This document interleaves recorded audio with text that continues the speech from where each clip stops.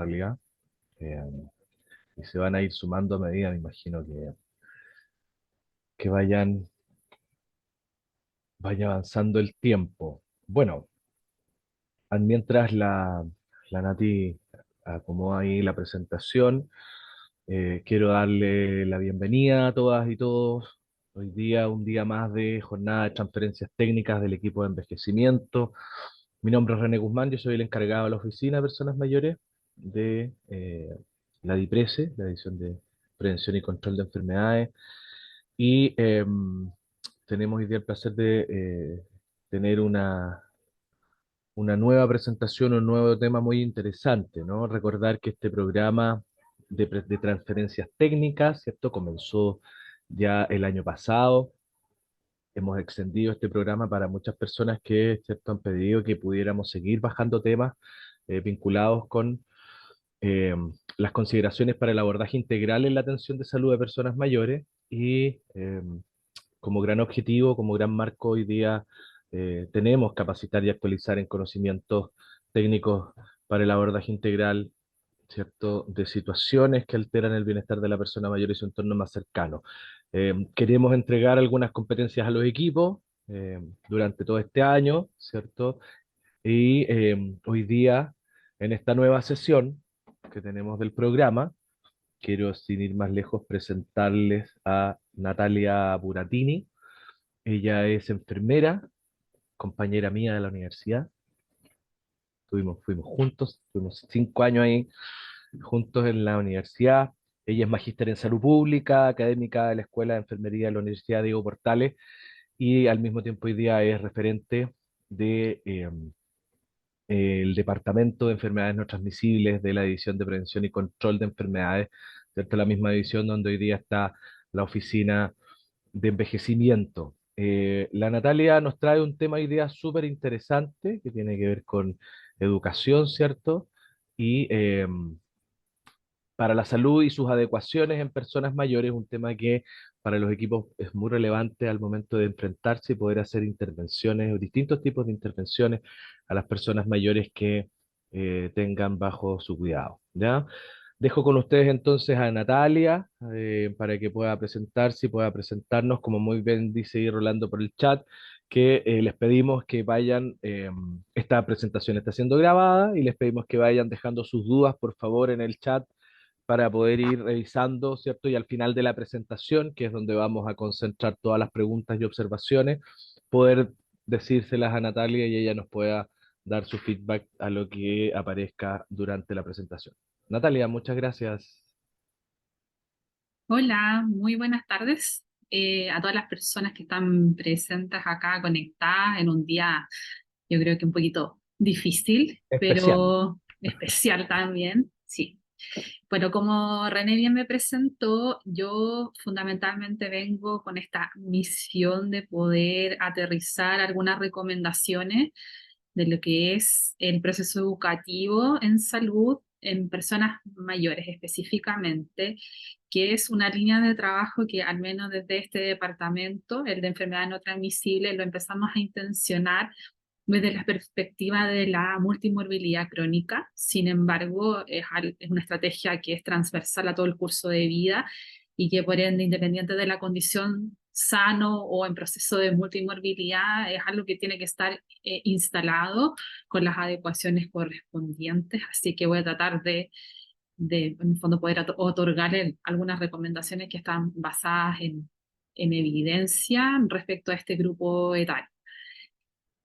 Traté de hacer la presentación pensando no tanto en el grupo objetivo, que inicialmente estaba declarado como el equipo que trabaja en los LEAM. Traté de hacerlo un poco más transversal porque esto es algo que nos puede tocar en cualquier nivel de atención, independiente del dispositivo, establecimiento de atención en que se otorgue la actividad. No, perdón, Natalia, y súper bien, porque en realidad el alcance es bastante más amplio, Ujú, son equipos de atención, entonces podemos ujú, tener dentro de las 60 personas conectadas hasta el momento, equipos de cualquier nivel asistencial o incluso personas que hagan cuidados en población mayor ujú. institucionalizada como los ELEA. Así que súper bien, Ya, gracias. perfecto. Bueno, para poder contextualizar un poco, Desde el proceso de envejecimiento, ustedes saben incluso mejor que yo, que este es un proceso que conlleva muchos, muchos cambios y que pueden aumentar la vulnerabilidad en las personas. Estamos tratando de mirarlo desde la mirada más salutogénica, tratar de primero de erradicar este concepto que envejecimiento significa enfermedad, abundancia de factores de riesgo, sino que también es un proceso que involucra una oportunidad de poder intervenir a nivel sociosanitario no solamente para prevenir enfermedades, sino que para promover la salud y que este envejecimiento, además de ser saludable, sea activo, que son dos conceptos súper importantes en el proceso de establecer intervenciones, sobre todo las de índole educativa. Acá la educación para la salud, de acuerdo a distintos constructos teóricos y lo que nosotros aplicamos acá en Chile, nuestros conceptos es que la educación para la salud se ve como una herramienta de promoción, de hecho es como uno de los 5 pilares de la promoción de salud, pero también es una intervención que es para abordar los factores de riesgo, incluso para poder intervenir en problemas de salud del enfoque no farmacológico. Entonces, en este contexto pensamos que la educación para la salud también se entiende como una práctica que es para modificar las formas de vida en las personas y también en las familias y en las comunidades, en los colectivos y también en este nivel individual y en consecuencia se promueve no solo la salud, sino que también se mejora la calidad de vida, incluso la mejor esperanza de vida en conformidad con el cambio en nuestro perfil demográfico y epidemiológico. Y en particular, ¿qué es lo que importa del proceso de envejecimiento en las personas, la educación en esta etapa del curso de vida? ¿Qué es lo que se ha visto? Que la educación va a aportar al favorecimiento del control que las personas mayores tienen sobre sus vidas, los va a empoderar para la toma de decisiones y también los va a ayudar a transformar sus contextos. Esto es súper importante porque en base a la toma de decisiones las personas igual pueden generar cambios importantes, al contrario de lo que habitualmente en la práctica se ve y que afortunadamente se han visto transformaciones importantes, de que las personas mayores quizás no pueden cambiar o no logran tomar decisiones, entonces se vuelven más sujetos más pasivos de su estado de salud.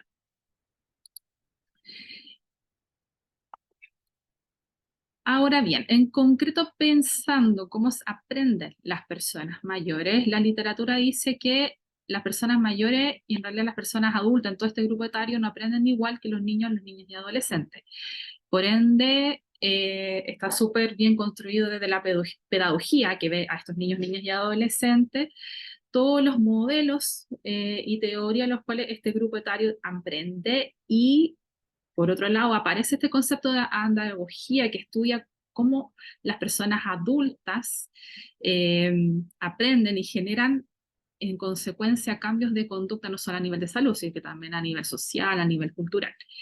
Eso igual es importante de entender porque eso nos va a ayudar a diseñar y poder aplicar las mejores intervenciones. Por otro lado, la experiencia que tienen las personas mayores es un elemento de base, es muy vital para poder generar finalmente este proceso de aprendizaje. Cualquier intervención educativa en salud, ya sea en promoción o para poder intervenir sobre factores de riesgo o problemas de salud, tiene que considerar como en primera instancia, al momento de iniciar una intervención, las experiencias, los conocimientos, las concepciones negativas y positivas que las personas hayan tenido de experiencias previas, y de eso se recoge para poder adaptar finalmente la intervención educativa. Y desde esta andragogía surge por primera vez el concepto de aprendizaje significativo, que igualmente se terminó extendiendo a la pedagogía.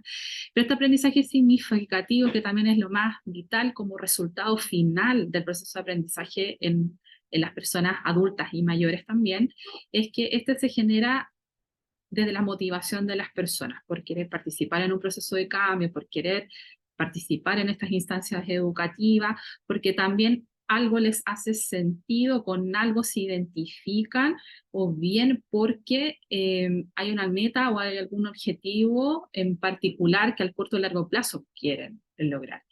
Y como les mencionaba, la experiencia previa es vital y por lo tanto todo lo que las personas se decidan o se motiven por aprender, la única forma de que sea significativo es que esto lo puedan aplicar directamente en la vida diaria, que les sea útil, práctico, operativo en el día a día. Y ojalá también en el corto plazo para resolver, obviamente, sus brechas y sus dificultades en el día a día. También desde la andagogía hay otros teóricos que visualizan que las personas adultas y mayores, y también en distintas instancias como en el aprendizaje en la educación superior, hay distintos estilos de aprendizaje que van desde el activo, donde la persona activamente participa de su proceso, se inmiscuye, como que se compenetra inmediata, rápidamente en el proceso y quiere generar cambios activos. De acá salen obviamente los líderes, los que modulan de repente los grupos de trabajo, y también pueden haber personas que son más reflexivas, que son más introvertidas, generan este aprendizaje más por valoración, por proceso de pensamiento crítico en cuanto a si este proceso le va a generar un cambio en los resultados de salud o no. Y también están los pragmáticos, que son mucho más prácticos para poder ejecutar sus actividades, los que inmediatamente llevan su conocimiento a alguna aplicación, y también los teóricos, los que son más bien analíticos, los que les gusta recibir mucha información, la van almacenando abstractamente en clúster y van organizando esa información para poder generar cambios. En Chile se realizó un estudio en personas mayores como para ver cuál era el estilo de aprendizaje que predominaba, y compararon dos grupos, uno que era un grupo de personas mayores jubiladas y otro grupo de personas mayores pero que trabajaban activamente en la academia. Eh, y si bien se vio que el estilo que predominaba en ambos grupos era el teórico, con un alto a mediano nivel de desempeño en esta escala que aplicaron en el estudio, no hay diferencias habitualmente en lo que es estadísticamente significativo entre ambos, lo que quiere decir que el estilo de aprendizaje no depende del nivel de escolaridad o de la formación académica, incluso de si las personas son activas laboralmente o no, sino que dependen de elementos que están mucho más a la base, como se podría plantear como la reserva cognitiva que adquirieron durante sus primeros años de escolaridad, experiencias previas, alteraciones a nivel neurosensorial, entre otros elementos. Y se recomienda a las personas mayores que se logre identificar, y para ello hay escalas para poder identificar los estilos de aprendizaje, cuál sería el estilo predominante en la persona, porque esto nos va a poder ayudar a diseñar y abordar, y lo más necesario aún, ajustar las intervenciones que nosotros nos planteamos. También se han visto que hay múltiples factores que influyen en el aprendizaje de las personas mayores. Me imagino que ustedes se han encontrado con varios de estos elementos en su práctica diaria. Evidentemente el estado cognitivo y la reserva cognitiva de las personas pueden influir en el grado de aprendizaje que tengan estas.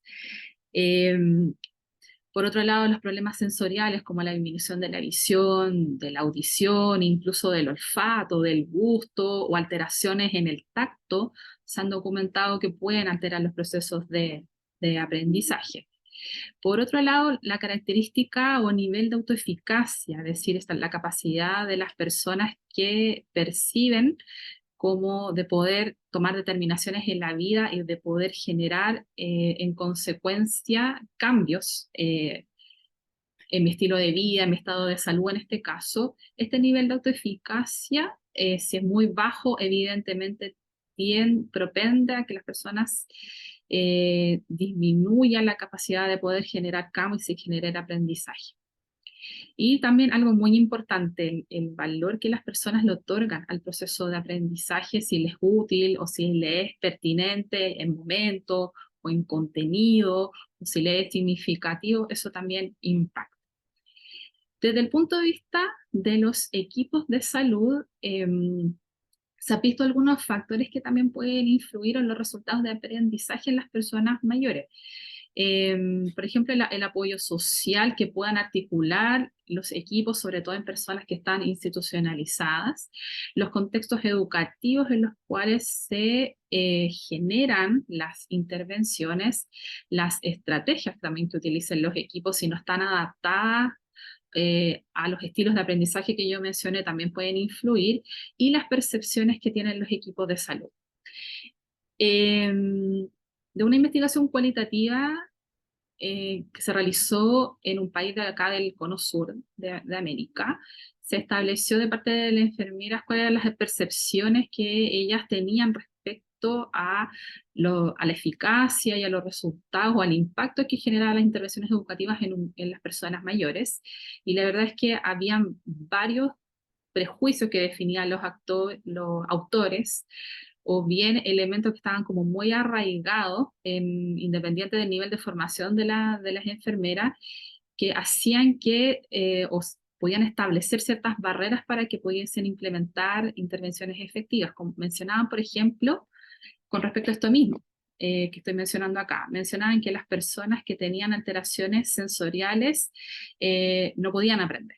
O bien mencionaban que las personas que tenían alteración en el estado cognitivo, por ejemplo, un deterioro cognitivo leve, se les dificultaba mucho el aprendizaje o incluso podían interferir en el proceso de aprendizaje de otros en instancias grupales y tendían, obviamente, a evitar ese tipo de personas. Eso en cuanto como a las percepciones del equipo de salud, que es importante como el autoconocimiento y que en el fondo las pueden determinar en el trabajo de equipo para poder erradicarlas.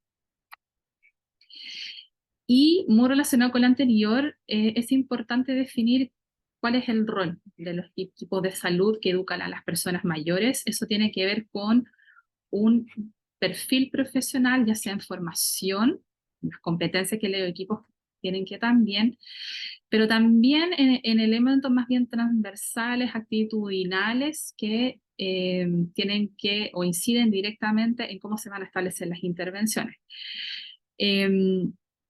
Con respecto al perfil técnico, se recomienda que los equipos de salud que eduquen a personas mayores tengan que tener competencias, ya sea obviamente en proceso de envejecimiento, la valoración integral de las personas mayores, cuáles son los fenómenos de enfermedad que se producen con mayor frecuencia en este grupo y cómo abordarlos, etcétera. Cuáles son las dimensiones de la salud de las personas mayores que se deberían intervenir, las más relevantes, por supuesto. Y también hay un aspecto relacional que es muy relevante a la hora de poder establecer equipos de salud competentes para abordar a este grupo, que puedan o sean capaces de establecer relaciones de ayuda, trabajar en comunicación efectiva o comunicación terapéutica, y que también lo más importante es que tengan motivación para trabajar con este grupo. Otra cosa importante es que esto también estaba documentado en la investigación anterior que les mencioné, es evitar las actitudes proclives al edadismo, que también una de las primeras conclusiones que establecía este artículo era que el solo hecho de ser persona mayor generaba una barrera de aprendizaje y obviamente interrumpía este proceso que se podía establecer entre los equipos de salud y las personas mayores. Ahora, más bien a lo práctico, pensando en toda esta introducción que he mencionado, aparecen también algunas recomendaciones para poder generar un proceso educativo. Yo me voy a referir exclusivamente a los programas educativos estructurados porque es la herramienta que es más útil, tiene algún grado de evidencia que genera buenos resultados en grupos de personas mayores, lo vi para estudiar, o sea, perdón, para intervenir en funcionalidad, y en personas mayores que tienen diabetes mellitus, y también en personas con algún nivel de dolor crónico, adaptada a personas mayores, también se ha visto como que ha obtenido buenos resultados. Entonces, en base a eso, generé esta propuesta y para poder llevarles algunas recomendaciones prácticas al momento de hacer este proceso más bien estructurado, que consta de 4 etapas, que es la valoración inicial, el diseño, la implementación y la evaluación. Vamos a ir con la primera parte, que es la valoración inicial. En esta parte es relevante poder enfrentarme a la persona, persona mayor, y para ello es importante conocerla. Y conocerla en ámbitos desde lo sociodemográfico, la edad, el sexo, pertinencia étnica, pertinencia cultural, su sistema de creencias y valores, si tiene redes de apoyo o no, el nivel educacional alcanzado y por supuesto la capacidad de leer y escribir, así como obviamente que está muy relacionado con las preferencias de aprendizaje, si prefiere trabajar por escrito o trabajar oral, visual, audiovisual, hacer demostraciones, más bien de practicar algunas destrezas. Y eso a su vez obviamente tiene que estar muy relacionado con la existencia de algunas limitaciones sensoriales o cognitivas. También es importante identificar el grado de compromiso que tiene la persona con el proceso educativo y también el grado de eficacia, de autoeficacia que yo mencionaba al principio. Después, determinar las necesidades educativas. Esto es la brecha entre lo que existe y lo que la persona pretende alcanzar. Eso es un proceso que se hace como de uno a uno, y es muy relevante a la hora de poder diseñar y partir con un proceso educativo para que pueda generar el resultado esperado. Luego de esto se seleccionan los contenidos a trabajar en el proceso educativo de acuerdo a estas necesidades educativas y de ser necesario consideremos la aplicación de instrumentos de evaluación, ya sea porque queremos hacer un diagnóstico y evaluar si hubo cambios después de la intervención o bien también para ir evaluando cambios durante el proceso. Acá podemos utilizar escalas de autoeficacia, escalas de funcionalidad, escalas de calidad de vida, escalas de estilos de aprendizaje. El espectro es tan amplio como los contenidos y las metodologías que ustedes quieran utilizar en su intervención. Hay algunas que están validadas incluso al español chileno y en población chilena, por lo tanto generan buenos resultados en términos de la toma de decisiones que nosotros como profesionales vamos a hacer. Ahora, para el diseño tenemos esta matriz que puede verse muy, muy compleja, pero estoy tratando de hacérselas un poquito más amigable para poder diseñar este programa estructurado. Esto es en base a los constructos que plantea Jane Vela, que es desde el nombre de la intervención, el qué, el cuándo, el cómo, el para qué, y finalmente cómo lo vamos a evaluar. Lo primero que todo es siempre tener definido el nombre de la intervención. Este nombre puede salir al final, pero es importante tenerlo claro al momento de poder intervenir, el nombre de cuál va a ser mi taller, mi instancia educativa, incluso lo podemos desglosar en varias sesiones si es necesario. Acá yo estoy aplicando un ejemplo para un taller educativo de funcionalidad y le denominé Aprendiendo de la funcionalidad y lo que vamos a hacer con ella. Si se fijan, el título está enfocado hacia el aprendizaje de lo que es la funcionalidad e implícitamente habla de un aprendizaje activo, porque esta idea de qué podemos hacer con la funcionalidad es crucial para, para fomentar la autoeficacia en las personas. Después tenemos que definir o describir la racionalidad de la intervención, o sea, por qué se va a enseñar, por qué se va a intervenir educativamente en funcionalidad, porque obviamente los temas no son azarosos, tienen que tener obviamente el fundamento desde las necesidades educativas, pero también la racionalidad viene desde la mejor evidencia científica disponible en el momento. Entonces, acá yo le puse, bueno, la funcionalidad ustedes saben que es un indicador del resultado de la salud de las personas mayores que interactúa con el ambiente, cuál es la importancia de la independencia en el desempeño de las actividades de la vida diaria, la funcionalidad está muy relacionada con la calidad de vida. Entonces, todos esos elementos ayudan a fundamentar por qué ustedes tienen que enseñar lo que quieren enseñar. Y ahora el para qué. Esta es la parte más difícil, creo yo, que es plantear los objetivos. Los objetivos siempre tienen que pensarse en una meta o un logro que la persona va a lograr, no tiene que pensar en lo que nosotros queremos que logre, ni mucho menos en lo que nosotros como equipo queremos hacer. Eso es lo principal. E idealmente tenemos que plantear un objetivo general, que es como nuestro gran paraguas, y algunos específicos que ojalá no sean tres o más de tres o cuatro por objetivo general. Y lo importante también acá es que hay que reconocer que los verbos obviamente tienen una estructura de construcción, tienen un verbo y algunas condiciones y características, y el verbo también va a definir en qué nivel de aprendizaje va a tener el alcance de nuestra intervención. En este caso, el conocer es un verbo en taxonomía de Bloom, es a nivel cognitivo, por lo tanto tiene que ver con la comprensión, el conocimiento, con identificar, con definir, con una aproximación al conocimiento. Eh, lo ideal es que las intervenciones educativas, además de abarcar dimensiones cognitivas, abarquen dimensiones afectivas o actitudinales y también psicomotoras, que son el ámbito más bien de las destrezas o de habilidades psicomotoras.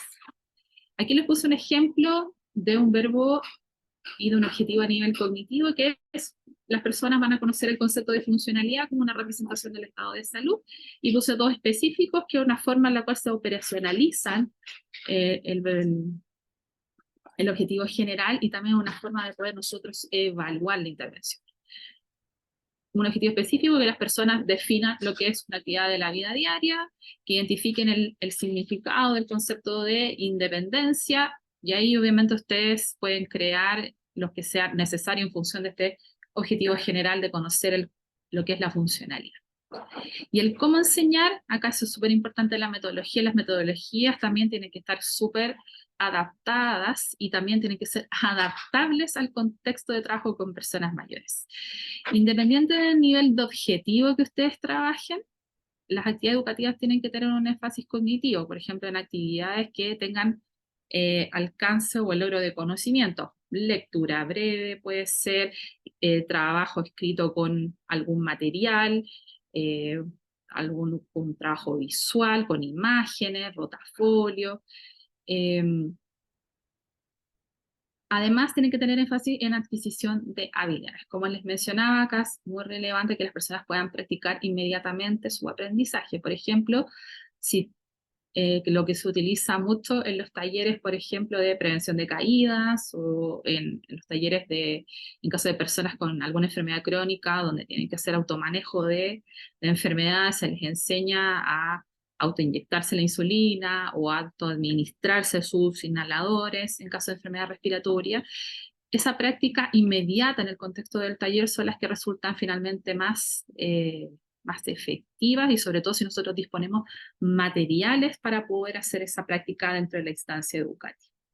Y por supuesto, también metodologías que tengan énfasis en mejoramiento de la conducta, donde nosotros podemos poner, por ejemplo, hacer un pequeño debate como para poder reflexionar algún tipo de postura o hacer algún juicio de valor frente a una situación, una toma de decisiones, frente a un ejemplo ficticio. Todas esas cosas van a ir en función de un aprendizaje que se va a ir haciendo más escalar y mucho más complejo que si solo presentamos información o si solo nos quedamos a nivel cognitivo.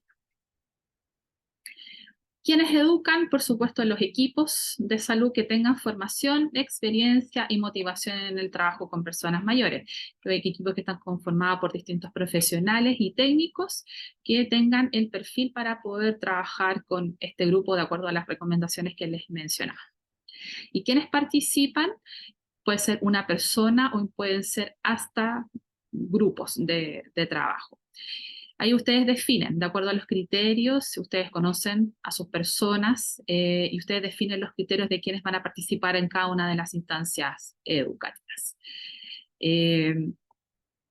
Los temas claves, es decir, que lo que se va a enseñar es importante que también se secuencien, se detallen al menos los títulos de cada canción, y eso a su vez está basado obviamente en lo que se mencionó en la racionalidad de la intervención. También los temas tienen que estar basados en la mejor evidencia disponible.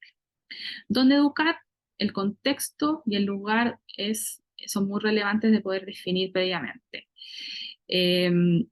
lo más habitual, sobre todo en contextos ambulatorios de atención abierta, que las primeras intervenciones ustedes las tengan que hacer en un box de atención, donde se hacen los primeros contactos con la persona, en un examen de medicina preventiva, en un control integral de multimorbilidad, y después se pueden derivar o se pueden articular con otras instancias educativas, ya sea en una seguidilla de controles a nivel individual, o bien si se disponen de instancias grupales, también se pueden realizar acá. En establecimientos de atención cerrada, evidentemente depende de la disponibilidad de espacios, depende del tipo de actividades clínicas que se realizan en los establecimientos como para poder diseñar eh, o decidir finalmente cuál va a ser el lugar de la intervención. El horario, ustedes los definen, habitualmente lo que se recomienda es que cada intervención educativa no dure más allá de 1 hora, independiente si es individual o si es grupal, y habitualmente se ha visto que las intervenciones que son de menos frecuencia a nivel semanal, pero más extendidas durante el tiempo, tienen mejor resultado. Por ejemplo, que en un plan de 4 a 8 semanas, 1 o 2 semanas, 1 a 2 veces por semana pueden ir citando a las personas en vez de concentrar la intervención, por ejemplo, todos los días durante 1 o 2 semanas. Y finalmente, ¿cómo se va a evaluar? Esto es útil no solo porque ustedes tienen que determinar los resultados de su intervención, sino que también es para mejorar dentro de los equipos y dentro de las personas durante su proceso a su vez, cuáles son las motivaciones para aprender, porque también esto puede ir cambiando en el proceso. La evaluación tiene que ser enfática en métodos cuali y cuantitativos, es decir, podemos recoger desde la verbalización de las personas cómo les ha resultado la instancia educativa, y también podemos hacer métodos cuantitativos si es que lo queremos, por ejemplo, alguna evaluación breve, con puntaje, verdadero y falso. El método Teachback es más utilizado sobre todo cuando la persona tiene que aprender una secuencia de pasos o tiene que demostrar que sabe ejecutar una determinada técnica, un determinado procedimiento. Ahora bien, consideraciones para el momento de la implementación. Con las personas mayores es muy relevante que se usen los principios del cuidado centrado en ellas. La escucha activa, el lenguaje no verbal que se tiene que estar siempre atento y la capacidad de los equipos de poder adaptarse frente a cualquier cambio o o un resultado del proceso que a lo mejor nosotros no estamos esperando. En cuanto a la escucha activa, es muy importante poder observar fijamente a las personas, incluso ponernos a la altura de las personas, altura físicamente, estar bien atentos como a los cambios en su lenguaje corporal, personas aburridas, personas que están con sueño, personas que están perdidas de repente con lo que se está tratando, incluso tienen hambre, quieren ir al baño, todas esas cosas uno las tiene que estar observando y ser capaz de poder anticiparse a eso y ofrecer alternativas para que nuestro proceso fluya. Lo otro es muy relevante que ustedes puedan en la medida de lo posible organizar el entorno de trabajo y las actividades que van a hacer, sobre todo si van a trabajar con grupos, cuál va a ser la disposición de los grupos en el lugar donde yo voy a intervenir, la visibilidad, es decir, la luminosidad que tenga, el volumen del sonido o el ruido, sobre todo en personas que tienen alteraciones sensitivas a nivel visual y auditivo respectivamente, eso lo tienen que considerar siempre a la hora de poder implementar. Y también qué tan cómodo es el lugar, la accesibilidad, si tiene espacios amplios, si las personas tienen o no riesgo de caídas al poder acceder al lugar de trabajo, son pequeños detalles que hacen la diferencia. Y como les hemos mencionado, me imagino recurrentemente, ajustar las interacciones con la persona mayor. Si la persona quiere ir al baño, si quiere obviamente parar en algún momento o quiere diferir cierto tipo de tema o necesita volver a practicar o volver a trabajar, algo que nosotros ya hemos visto en instancias anteriores, la idea es que este proceso no es lineal, es un proceso recursivo y que uno tiene que ir reevaluando en cada etapa a medida que lo va a ejecutar.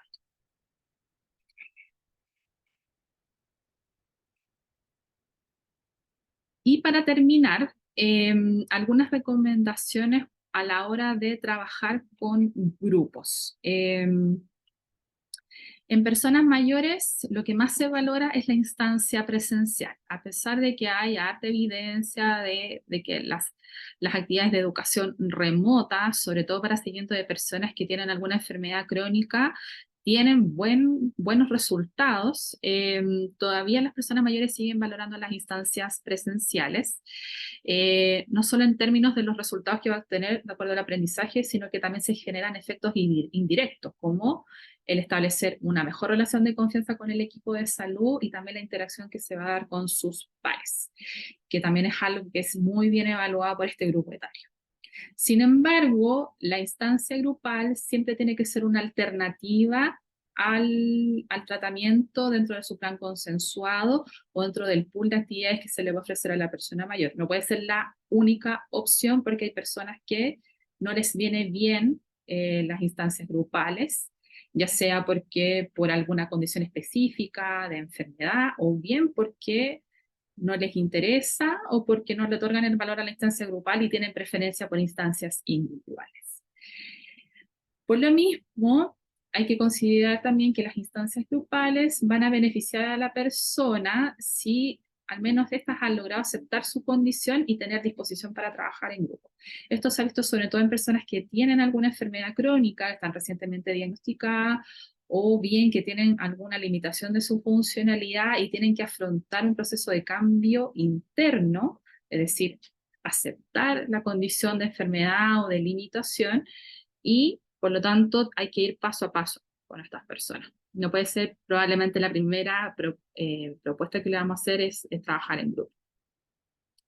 Las instancias grupales también son más aceptadas entre personas con baja escolaridad por la percepción de mayor apoyo que se produce entre los pares. Y las personas mayores, a pesar de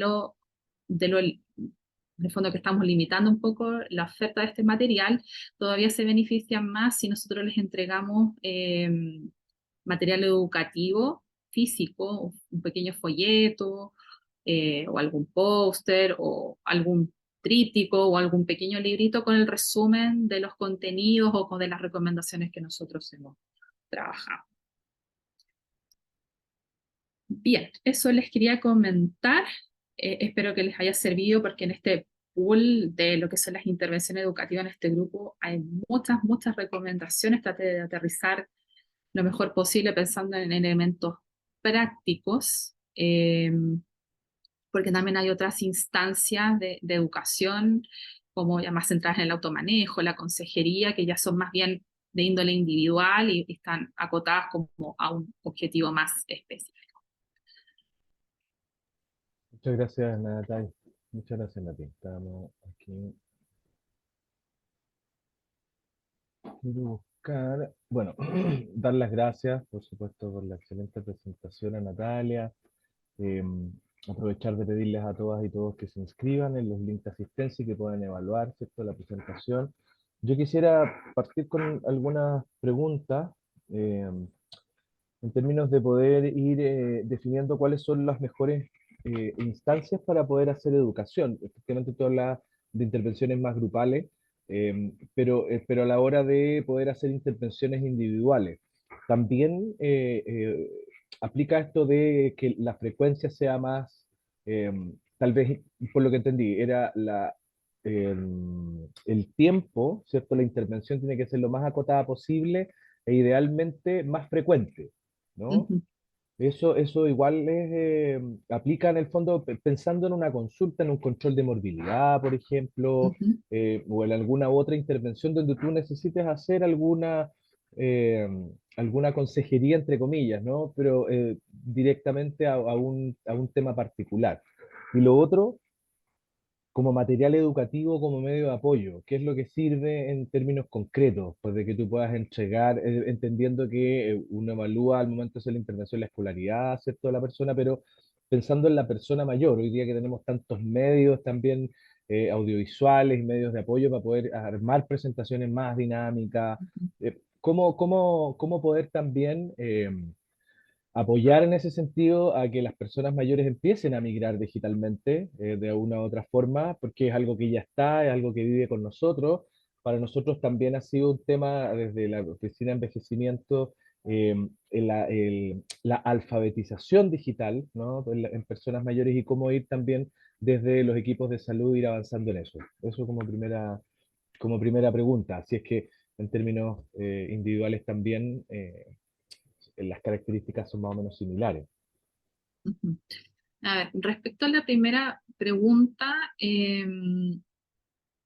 en ámbitos de la educación estructurada, como en este diseño de plan que yo mostré acá en las diapositivas, tanto en personas, a nivel de persona como a nivel de grupos, se ha recomendado la literatura que la aplicación del plan no sea tan concentrado. Por ejemplo, no es que la persona tenga que venir todos los días durante 1 o 2 semanas, sino que también se den espacio para que la persona pueda reflexionar, pueda aplicar lo aprendido en las instancias educativas en su contexto diario y pueda venir a una otra sesión con dudas o con necesidad de refuerzo o también con la necesidad de seguir avanzando o de retroceder. Entonces, por eso también es que es importante dar un poco de tiempo entre una sesión educativa y otra, y por eso se recomienda que sea 1 o 2 veces por semana, y también incluso se ha visto que puede ser hasta en un plazo de 12 semanas que va a tener resultados igualmente positivos a una educación estructurada.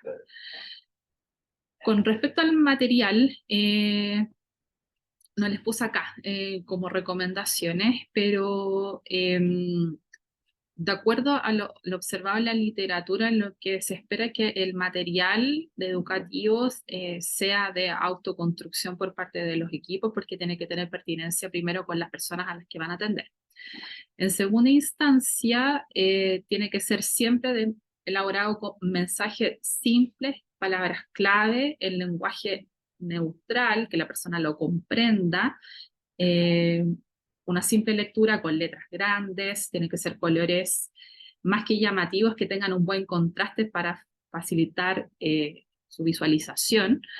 Eh, y sobre todo cuando uno quiere hacer comunicación de riesgo, es importante registrar debidamente con números o proporciones súper concretas. Por ejemplo, 1 de cada 10 personas en Chile tiene diabetes y colocar 10 personas y marcar una de esas con negrito. Así de concreto uno tiene que ser para comunicar cierta información y finalmente para poder elaborar un buen material educativo que tenga también el tamaño suficiente como para que la persona lo pueda leer a una adecuada distancia, teniendo o no teniendo anteojos según sea el caso. Con respecto a la alfabetización digital en personas mayores, creo igual en el sistema de salud tenemos brecha importante de conectividad, pero también tenemos avances significativos sobre todo lo que es el seguimiento de personas en multimorbilidad crónica, que a propósito de esta estrategia de cuidado integral centrado en la persona ha aparecido como una ventana de oportunidad. En, en personas mayores, la alfabetización digital, bueno, no es mi área de experticia, pero de lo que puede como recoger, es importante la red de apoyo, ya sea otorgada por el equipo de salud o bien de la familia o de algún activo comunitario que la persona mayor tenga, como para poder primero acceder a la tecnología, alfabetizarse, en el fondo aprender a ocuparla debidamente, y también desde el punto de vista de los proveedores el desafío es relevante porque también el diseño de las instancias de educación, de entrega de información, tienen que tener este enfoque de curso de vida y en este caso enfocado con todas las características mencionadas, pensando en que el grupo objetivo van a ser personas mayores. Gracias, Nati. Otra preguntita, herramientas concretas para evaluar aprendizaje en personas mayores después Ujú, de intervenciones cortas. Pensando en los equipos que hoy día están presentes en esta presentación, no sé, insisto, en el box, a veces es una intervención breve que tú quieres evaluar impacto o no necesariamente se puede evaluar impacto después de la intervención, inmediatamente después de la intervención y tienes que volver ujú. a poder citar. Cuéntanos un poquito ahí para poder tener elementos concretos los Ujú, equipos sobre esto. perfecto. Lo que respecta a las evaluaciones de impacto, es decir, como los resultados que nosotros esperamos que se produzcan en el estado de salud de las personas, más recomendado es que se evalúen a través de instrumentos validados. Por ejemplo, si nosotros queremos que nuestro resultado de impacto que estamos buscando mejorar la funcionalidad, evidentemente tenemos que utilizar un instrumento que evalúe la funcionalidad y lo podemos hacer antes de la intervención o lo tenemos como antecedente de alguna primera valoración e intervención con la persona y después lo podemos aplicar de acuerdo como al plazo que esté estipulado por el equipo para ver si hubo cambio. También hay instrumentos de calidad de vida que se pudiesen modificar, hay instrumentos de alfabetización en salud que también pueden generar cambios, que pueden mostrar cambios en el nivel de conocimiento que tienen las personas de un área de salud específica. Eh, Eso en cuanto a impacto. Y en cuanto como al proceso educativo per se, como para ver si se fueron en estos fragmentos educativos logrando los objetivos esperados. eh, lo más importante acá es que, de acuerdo como a las características de las personas, nosotros podemos ir ideando algunos mecanismos de evaluación y también utilizando instrumentos. El, el método Teachback, que es como enséñame de vuelta, es muy, muy bueno. De hecho, está como documentado en la evidencia, sobre todo para poder demostrar aprendizajes como de mayor nivel, que son los aprendizajes más bien de tipo procedimental, porque eso involucra el saber y después el saber cómo hacerlo. Eh, Eso se ha visto que tiene como buenos resultados en términos de evaluar realmente lo que se quiere evaluar en un proceso educativo. Eh, Algunos todavía en las prácticas no hay evidencia como científica actualizada de esto, pero más bien de los saberes populares, todavía de las recomendaciones para poder intervenir a nivel comunitario, todavía se recomiendan utilizar así como cuestionarios muy, muy breves, de 2 o 3 preguntas que nosotros los podemos cuantificar y después utilizarlos como mecanismo de incentivo a las personas. Lo podemos usar, por ejemplo, como una prueba diagnóstica y después al final del proceso lo podemos utilizar para ver si hubo cambio. Perfecto, perfecto. Y hoy día, lo mencionaste, pero entre las intervenciones presenciales y las intervenciones remotas en personas Ujú, mayores que eventualmente puedan ya tener cierto nivel de vinculación con el formato más digital o a ujú. distancia, ¿existe alguna diferencia en la intervención propiamente tal? Entendiendo que ahora esto es una herramienta que explotó post pandemia, pero que Ujú. también los equipos podrían eventualmente aprovechar, ¿cierto?, para poder hacer intervenciones. ¿Cómo ves tú esa situación? A ver, al respecto, no hay literatura nacional con relación a resultados como de impacto en grupos de personas mayores que se educan con intervenciones remotas versus todavía no se han documentado como buenas experiencias tampoco. Lo poco que se ha visto más bien en literatura internacional es que en general los resultados son similares, incluso cuando se tienen que evidentemente modificar las metodologías, incluso también los tiempos de intervención remota, sobre todo si son sincrónicas, se tienen que modificar, porque la persona, bueno, difícilmente va a poder estar una hora conectada recibiendo una intervención. Tenemos que pensar en nosotros mismos que ya 20, 30 minutos de conexión en una reunión o una presentación nos cuesta mantener la atención, eh, más aún ellos. Pero no se ha visto que produce resultados distintos ni que sea mejor la remota versus la presencial. Es como una opción más que se ha visto dentro de las instancias de intervención a nivel internacional para acompañar a las personas mayores. Nati, y por último, la metodología que mencionaste recién, como para poder dejarla en el chat, no sé si la puedes escribir ahí, para evaluar, ¿cierto?, que el aprendizaje del otro, ¿cierto? En el haciendo, entendí que era un poco más así, ¿no? El teach back. Sí, eso. ¿Esa? Sí. Sí, Sí, por favor, si la puedes anotar ahí para si es que hay algún interesado dentro del grupo que puedan contar. Ahí está, perfecto, perfecto. Ya, súper bien, súper bien. Vamos a buscar entonces, creo que no había comentarios, observaciones de los asistentes que nos puedan hacer. Algunos tenían problemas con el audio, pero aparentemente no era problema nuestro, era problema de las conexiones individuales. Ahí les volvemos a dejar el link para que se puedan conectar y perdón, para que se puedan registrar y puedan contarnos, ¿cierto?, si les gustó o qué temas resaltarían de la presentación. Creo que no encuentro más observaciones. No, eso sería. Eso serían las observaciones que, más las que eh, pudimos conversar. Natalia, muchísimas gracias. Fue un perfecto. poquito más corta hoy día Ujú. la presentación, pero un tema súper relevante para nosotros también. No se ve escrito el nombre de la aplicación, nos dicen por ahí. Qué raro. Tal vez la tendrá que ir rolando ahí. Ahí la van a escribir probablemente. ¿Ya? No se preocupen porque Rolando de Salud Digital va a escribirla en breves minutitos ahí si es que no se nota lo que anotó Natalia. Ahí está. Perfecto, Jocelyn, muchas gracias. Para nosotros es súper relevante, entendiendo también que quisiéramos empezar a transmitir a los equipos, y ahí la invitación también es a los equipos, es a formar líderes comunitarios, es a empezar a vincularse con las organizaciones, de tal forma que pudiéramos eh, apoyar a las bases, a la comunidad también con contenido que líderes dentro de las organizaciones, dentro de las comunidades pudieran transmitir, ¿no?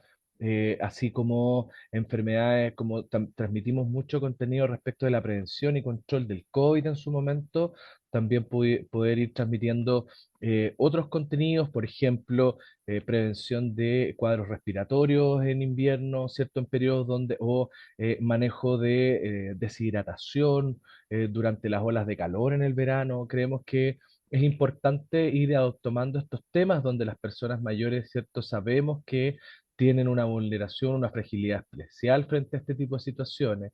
Y ahí en los territorios la invitación es a formar líderes, formar personas mayores que pudieran también ir transmitiendo contenido, ¿cierto?, respecto de temas que son importantes para el manejo también y cosas que todos los años nos van pasando. En el invierno, ¿cierto? Las enfermedades respiratorias siempre son un tema y en el verano o en periodos de calor, las olas de calor y la deshidratación asociada, ¿cierto? Y todas las externalidades negativas que eso tiene también afectan importantemente a las personas mayores. Entonces, hay temas que pudiéramos empezar a tocar también y ahí la invitación a los equipos que están hoy día conectados también es que puedan buscar esos temas de interés y hacer partícipe a las comunidades y a los líderes comunitarios de personas mayores, ¿cierto? Para poder transmitir lo que se quiere transmitir. Natalia, muchísimas gracias, un abrazo grande, nos vemos y muchas gracias a todos. Dice, ¿podría compartir nombres, lectura relevante en relación al método que anotaste? Algunos, Sí. lo que le- podemos hacer es, podemos Ujú. dejar junto con la presentación tal vez vamos a tratar de enviar, dejen sus correos electrónicos por favor y inscríbanse para nosotros poder hacer llegar material que Natalia después nos podría, ¿cierto? Podría compartir sobre el método también, información relevante, ¿ya? Eso, para poder buscarlo, pero tengo la literatura. Ya, perfecto. De todas maneras, hay varios mails grabados aquí. eh, Nosotros tenemos acceso a esta presentación que está grabada y ahí podemos, ¿cierto?, ir consultando. Yo voy a dejar un correo electrónico aquí, que es el correo de la oficina